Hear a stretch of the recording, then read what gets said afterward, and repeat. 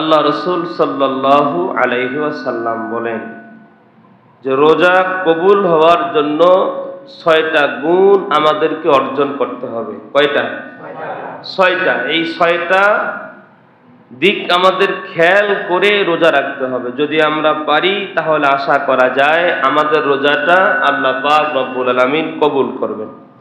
এর মধ্যে 1 নাম্বার হলো, আমি রোজা রাখলাম, এই চোখকে, আমার যে চোখ আছে, নজর আছে, এই চোখকে সমস্ত গুনাহ থেকে হেফাজতে রাখতে হবে। চোখ দিয়া যেন আমার কোনো গুনাহ না হয়।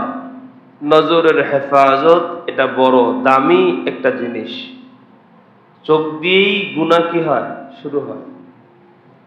মানুষের যত গুনাহ আছে অধিকাংশ গুনাহ চোখ দিয়ে দেখার পরে মানুষ শুরু করে। 2 নাম্বার হলো জবানের হেফাজত করা। আমি তো না খেয়ে থাকলাম, কিন্তু জবান দিয়ে শুধু খাইলেই যে গুনাহ হবে দিনের বেলা এমনটা নয়। জবান দিয়ে মিথ্যা বললে গুনাহ হবে, চগলখুরি করলে গুনাহ হবে, গীবত করলে গুনাহ হবে, সমালোচনা করলে গুনাহ হবে, পরনিন্দা করলে গুনাহ হবে, আর একজনের বিরুদ্ধে ষড়যন্ত্রমূলক আলোচনা করলে গুনাহ হবে।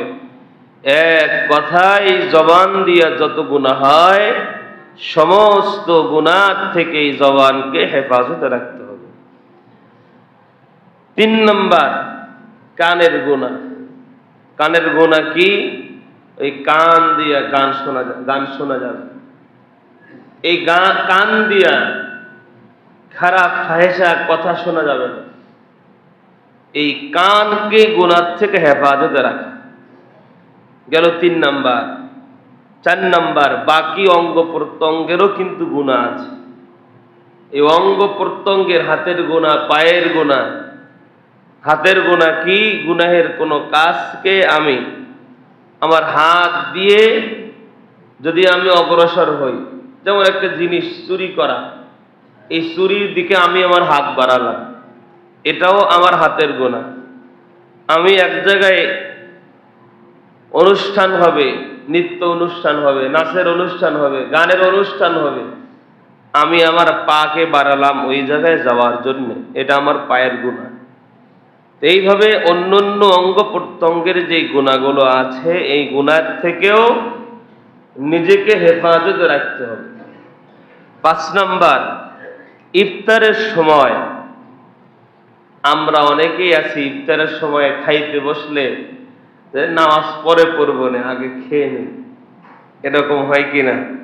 সারাদিন রোজা রাখছে, এত ক্ষুধা যে পরে আগে খাওয়া দাওয়া করি, নামাজ পড়ে। নবীজি সাল্লাল্লাহু আলাইহি ওয়াসাল্লাম বলেন, না, মুমিনের বৈশিষ্ট্য এটা নয়।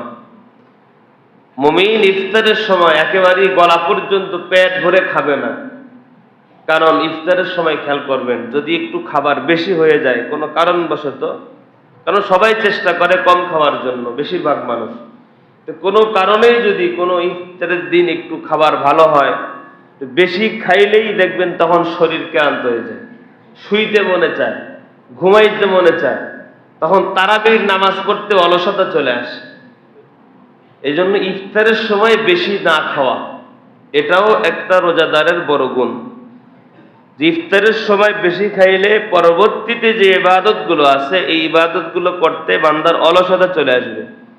নবীজি সাল্লাল্লাহু আলাইহি ওয়াসাল্লাম এই জন্যই বলছেন যে ইফতারের সময় গলা পর্যন্ত না খাওয়া, পেট বেশি করে ভর্তি করে না খাওয়া। আর মুমিনরা তো এমনি তার পেটকে 3 ভাগে ভাগ করে খানা খাবে। 1 ভাগ খানার জন্য, 1 ভাগ পানির জন্য, আর 1 ভাগ খালি রাখবে। এটা হলো সুন্নত তরিকায় খাওয়ার পদ্ধতি। আর রমজান মাসে বান্দা যদি ইফতারের পরে বেশি খাবার খায় ইফতারের সময়, তাহলে অন্য ইবাদত করার সময় বান্দার অলসতা চলে আসবে। এজন্য নবীজি বলছেন গলা পর্যন্ত না খাওয়া। এরপরে 6 নাম্বার, রোজা আমি রাখলাম, রোজা আমার কবুল হলো কি হলো না, এই জন্য টেনশন করা, আর আল্লাহর কাছে রোজা যাতে কবুল হয় এই জন্য দোয়া করা। আল্লাহ নবী বলেন, এই 6টা বিষয় যদি বান্দা খেয়াল করে তার সিয়াম পালন করে, আশা করা যায় আল্লাহ পাক রব্বুল আলামিন ওই বান্দা রোজাকে কবুল করে নেবেন। সুবহানাল্লাহ। আর রোজাদারের পুরস্কার এটা স্বয়ং আল্লাহ পাক রব্বুল আলামিন নিজ হাত দ্বারা হাসরের ময়দানে বান্দাকে দান করবেন। সুবহানাল্লাহ।